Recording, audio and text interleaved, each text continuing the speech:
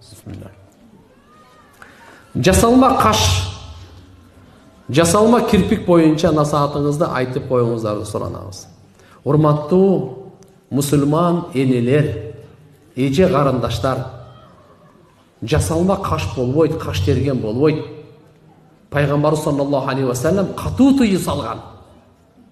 Өзүбүздүн кашыбыздан өткөн чырай жок. Өзүбүздөн өткөн, ушу кирпигибизден өткөн, Кудайым бергенден өткөн чырайлуу кирпик жок. Ошон үчүн буну өзгөртүүгө эсептелинет. Буну мындайча айтканда тагйирил халк деп коет. Алла Таала кандай жаратса, мен башкачараак кылам деп атасыз да? Бул чоң күнөө. Бул шайтандын анты, шайтандын касамы.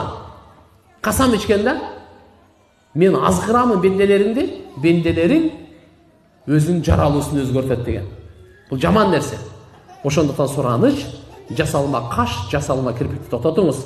Сиз имандуу, бактылуу болгонду каалайсызбы? Тототуңуз. Алла Таалам сизге берген чырай, ага эч ким андайдан башка чырайды бере албайт.